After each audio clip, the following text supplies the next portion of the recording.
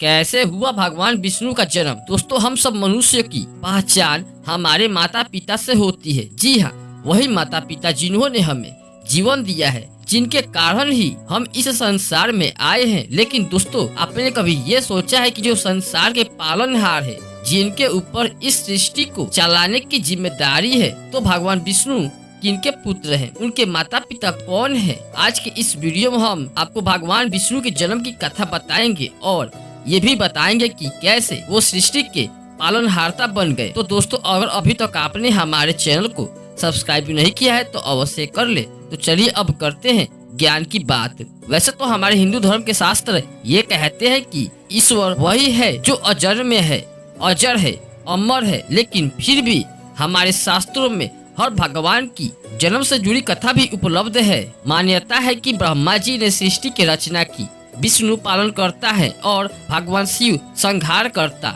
सृष्टि निर्माण के वक्त भगवान सदा शिव ने विष्णु की उत्पत्ति की थी ताकि इस सृष्टि का सफलता पूर्वक संचालन हो सके। आपको ये जानकर आश्चर्य होगा कि 84 लाख योनियों के अलावा समस्त ब्रह्मांड और स्वर्ग लोक से लेकर पाताल लोक तक हर पल जो घटना घटित होती है, उन सब पर भगवान का दिव्य दृष्टि होती है। एक बार काल रूपी सदा शिव ने पराशक्ति के साथ मिलकर शिव लोक नाम का क्षेत्र का निर्माण किया। धरती पर इस क्षेत्र को काशी कहा जाता है, जहां मरने वाले को मोक्ष की प्राप्ति होती है। आज भी बनारसी के मणिकर्णिका घाट पर चिताओं की कतार लगी रहती है। इस काशी में सदा शिव और पराशक्ति ने पति पत्नी के रूप में लंबे समय तक वास किया था। उसी दौरान शिव जी के मन में ये विचार आया कि इस सृष्टि के संचालन के लिए किसी अन्य दिव्य पुरुष की आवश्यकता है, ताकि हम लोग निर्वाण की प्राप्ति कर सके। ऐसी कामना करते हुए सदाशिव ने अपने बाएं अंग पर अमृत मल दिया, जिससे एक दिव्य पुरुष उत्पन्न हुए। जिसे संबोधित करते हुए सदाशिव ने कहा कि हे वत्स, आज से तुम विष्णु के नाम से विख्यात होगे। तुम्हारा काम सृष्टि का संचालन होगा। तुम्हें इस ब्रह्मांड को अपने बल, बुद्धि और कौशल से सफलता पूर्वक चलाना होगा। लोगों को सुख देने के लिए ही मैंने तुम्हें उत्पन्न किया है, लेकिन इस कार्य साधना के लिए तुम तप करो। दोस्तों, इसके बाद भगवान सदाशिव की आज्ञा मानकर विष्णु ने घोर तपस्या की। सालों तक वो कार्य सिद्धि के लिए कड़ी तपस्या करते रहे, लेकिन भगवान शंकर के दर्शन नहीं हुए। लेकिन उनकी तपस्या ऐसे ही बिना रुके चलती है। तब उन्हें एहसास हुआ कि उनके शरीर से जल धाराएं बह रही हैं, हर तरफ पानी ही पानी है। उसके बाद प्रकृति की उत्पत्ति हुई। 3 गुण सत, रज और तप आए और उनके बाद शब्द, स्पर्श, रूप, रस और गंध की उत्पत्ति हुई। फिर पंचभूत बने और उसके बाद भगवान विष्णु का नाम नारायण पड़ गया।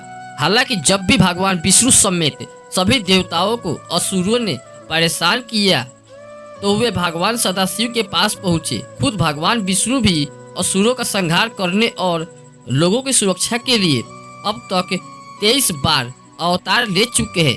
आप शायद उनके 10 अवतारों के बारे में ही जानते होंगे, लेकिन उन्होंने अब तक 23 अवतार लिए हैं और 24वां अवतार अब कलयुग में भगवान कल्कि के रूप में लेने वाले हैं।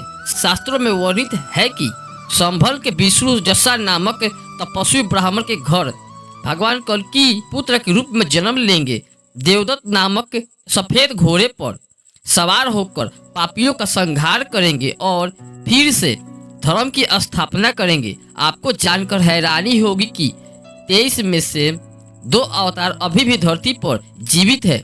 भगवान के 19वें अवतार महर्षि वेद व्यास, जिन्होंने महर्षि परशर के घर जन्म लिया, उन्होंने मनुष्य की आयु और शक्ति को देखते हुए वेदों की विभाग किए और ये भी जीवित है। इन्होंने ही पांडवों को स्वर्ग यात्रा की सलाह दी थी।